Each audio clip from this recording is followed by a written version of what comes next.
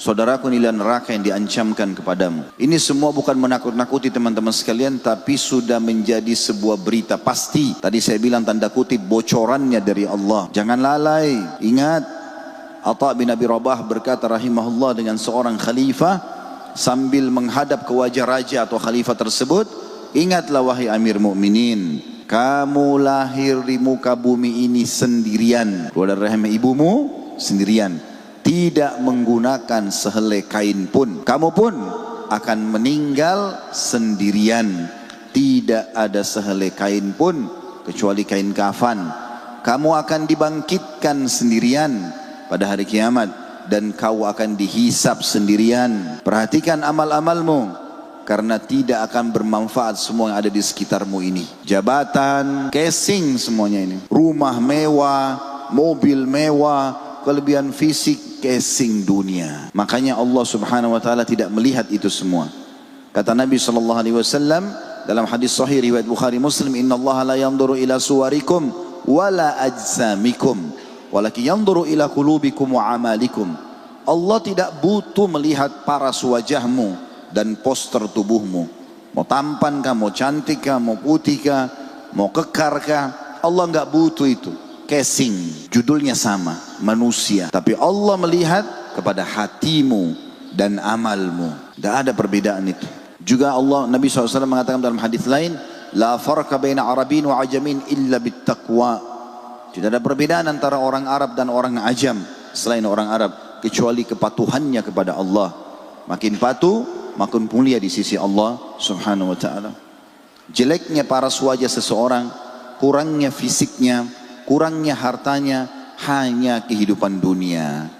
Andai saja ada orang lahir, ini kalau diperumpamakan matanya dua-duanya buta, telinganya tuli, lisannya bisu, kedua tangan dan kakinya puntung, tetap kalau dia berada di atas ketakwaan Allah, dia bisa menjalankan perintah Allah, mungkin dengan panduan kerabatnya ataupun dirawat oleh kerabatnya yang sehat, yang punya fasilitas dari Allah.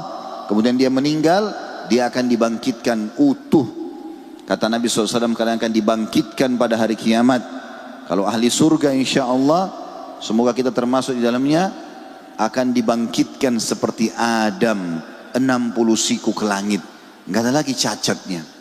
Kecuali ahli neraka, nanti kita akan pelajari, naudzubillah, cacat semuanya. Sakit, menderita, hanya dengan maksiat yang beberapa menit yang dia lakukan. Tapi ahli surga dibangkitkan seperti Adam alaihissalam, 60 siku ke langit, 27,5 meter. Lebih tinggi dari masjid ini. Poster seseorang, begitu menyampaikan Nabi SAW. Wajahnya seperti Yusuf alaihissalam. Nggak ada lagi orang jelek. Itu cuma di dunia, sebentar. Dan hatinya seperti Ayub. Nabi Ayub alaihissalam tidak pernah berkeluh kesah, suka memaafkan orang. Begitu semua hatinya ahli surga. Nggak ada lagi orang saling benci. Bahkan kata para ulama, tidak ada lagi kebencian bagi suami istri yang bercerai. Bagi ahli surga dan ahli surga yang sudah masuk ke dalam surga, pernah ada konflik di dunia, akan hilang semuanya itu. Sebelum masuk surga akan dibersihkan semua di timbangan amal. Siapa yang punya hak akan ambil, siapa yang melanggar akan diambil darinya. 24 jam semuanya siksaan, semuanya ya menyakitkan. Tapi di neraka teman-teman tidak ada kematian. Jadi 24 jam non-stop disiksa dan dihukum oleh para malaikat yang keras, kasar, tidak pernah bermaksiat kepada Allah. Allah suruh potong-potong, cincang-cincang, nggak ada toleransi. Mereka bukan seperti kita manusia. Malaikat berbeda dengan manusia, selalu patuh kepada Allah dan tidak ada terbawa perasaan seperti kita. Oh kesian nih, kepalanya sudah pecah, keluar darah semuanya, perutnya sudah sobek. Nggak ada bagi malaikat. Allah menyebutkan dalam Al-Quran surat Tahrim, surah nomor 66 ayat 6. A'udzu billahi minasyaitonir rajim. Ya ayyuhalladzina amanu qu anfusakum wa ahlikum nara waquduhan nas wal hijara 'alaiha malaikatun syadun giladun la ya'sunallaha ma amarum wa yaf'aluna ma yu'marun. Hai orang-orang yang beriman, mumpung masih di dunia, renungi dan dengari baik-baik, resapi, jadikan pegangan hidup, jangan peduli dengan cacian perkataan orang di sekitar kita. Hai orang beriman, selamatkan dirimu dan keluargamu dari api neraka. yang bahan bakarnya dari manusia dan batu. Dijaga oleh malaikat-malaikat yang kasar, keras, tidak pernah menolak apa yang Allah perintahkan dan selalu mengerjakan apa yang Allah titahkan. Nggak ada waktu, kata ulama tafsir, maknanya tidak ada istirahatnya malaikat itu, tidak ada capeknya, selalu siap setiap saat untuk mengganggu, menghukum, menyakiti dan seterusnya. Ini Allah sudah peringatkan. Hati-hati teman-teman. Neraka bukan penjara yang hanya sekedar dijaga oleh manusia biasa yang punya rasa capek, rasa jenuh, tidur, istirahat, makan. Neraka itu dalam sebuah hadis yang sahih riwayat Bukhari dikatakan, yu'ta bi jahannama yaumal qiyamah wa 'alaiha sab'una alfu zimam ma kulli zimamin sab'una malakan yajurrunaha. Neraka akan didatangkan pada hari kiamat ditarik dengan 70.000 rantai. Di setiap satu rantai ada 70.000 malaikat yang menariknya. Ini bukan tempat main-main teman-teman. Bukan tempat main-main. Dan Allah subhanahu wa ta'ala memberikan kita banyak sekali solusi untuk selamat dari api neraka. Sudah disampaikan sebagaimana akan kita jelaskan nanti pada penutupan bahasan insyaAllah. Neraka teman-teman, kita mulai dengan poin pertama, sudah ada. Neraka sudah ada, bukan akan diciptakan. Sebagaimana keyakinan kaum Mu'tazilah. Kelompok ini yang menisbatkan diri pada Islam mengatakan surga dan neraka belum ada, sehingga akhirnya mereka menolak nas-nas syar'i yang jelas. Mereka menolak wahyu dengan alasan tidak masuk akal. Kalau surga sudah ada, lalu surganya itu tidak dihuni. Begitu juga dengan neraka. Untuk apa disiapkan dan dibakar apinya kalau belum ada penghuninya? Mereka menggunakan akal mereka dan menolak wahyu. Padahal teman-teman sekalian, wahyu itu diturunkan oleh Allah untuk mengontrol akal, bukan akal yang mengontrol wahyu. Ali radhiyallahu anhu mengatakan, andai saja agama ini menggunakan akal, maka mengusap kaus kaki pada saat orang sedang safar dan dia sudah berwudu sebelum dia memakai kaos kaki itu, maka lebih pantas yang diusap adalah bagian bawah kaos kaki karena itu yang kotor. Tapi kita diperintahkan dalam agama mengusap bagian atas telapak kaki, bukan dengan akal.